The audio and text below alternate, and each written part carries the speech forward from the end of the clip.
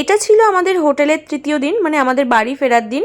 তো সেই দিন কি সকালবেলা আমরা রেডি হয়ে একদম বাইরে চলে এসেছিলাম আর সোনাকে খাইয়ে দাইয়েই বেরিয়ে এসেছিলাম।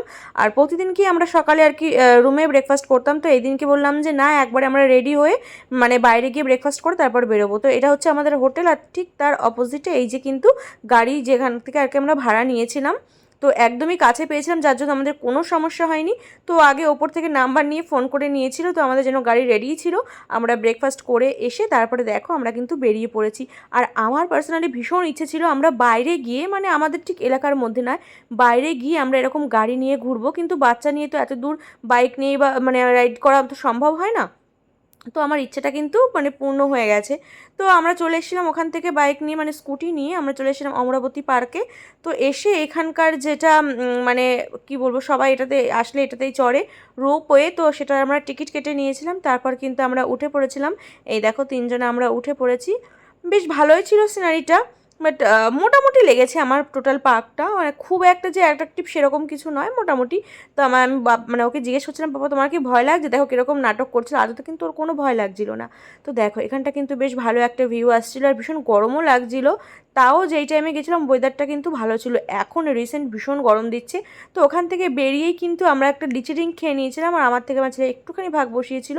তো তারপরে আর রাস্তায় ভিডিও করতে পারিনি, কারণ রাস্তাতে মানে আমাদের যেহেতু লোকেশনটা চেনা ছিল না, তো আমরা লোকেশনটা আমার ফোনে আর কি হাতে ধরেছিলাম, সেই জন্য আমরা চলে এসেছিলাম কিন্তু এইটা হচ্ছে মন্দারমণিতে। তো মন্দারমণিতে এসে ভীষণ খিদে পেয়ে গেছিলো, তো আমরা কিন্তু খেয়ে নিয়েছিলাম। তারপরে সোনাকে ঘুম থেকে উঠিয়ে, মানে ও ঘুমিয়ে পড়েছিল আস্তে আস্তে, ঘুম থেকে উঠিয়ে ওকেও খাইয়ে দিয়েছিলাম মানে হোটেল থেকেই। তারপর ওখান থেকে আমরা একটু বিচের কাছে এসেছিলাম, ভীষণ রোদ লাগছিল।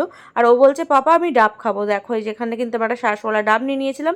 তারপরে ওখান থেকে দোকানে গিয়ে এই যে একটা কী একটা খাবার দেখেছে আদতে, আমি জানিও না নাম, আর ভীষণই বাজে খেতে। তো ওটাও কিনবেই, তো ওখান থেকে নিয়ে এসে আমরা তারপরে চলে এসেছিলাম। এই দেখো আমরা আবার স্কুটিতে উঠে পড়েছি। এবার আমরা রুমের উদ্দেশ্যে চলে আসছিলাম, ও মাঝ রাস্তায় ওরও আবার ঘুম পেয়ে গেছে। তো অনেক কষ্টে ওকে জাগিয়ে রেখেছিলাম। আর দেখো এই জায়গাটা মেন ছিল আমার, মানে ভিডিও করার ভীষণ ইচ্ছে ছিল এখানটাতে, কারণ বাসে গেলে এই জায়গাটাতে ভিডিও করা যায় না। এটা হচ্ছে দীঘা গেট। তো আমার ভীষণ ভীষণ ইচ্ছে ছিল, যেটা আমি সাকসেস আমার হয়েছে। তো স্কুটি বলেই এটা, মানে গাড়ি বলেই সম্ভব, বাসে হলে এটা হতো না। তো দেখো তারপরে আমরা চলে এসেছিলাম রাস্তাতে, আর ওকে নিয়ে আর ভিডিও করা হয়নি, মানে ওকেই ধরেছিলাম।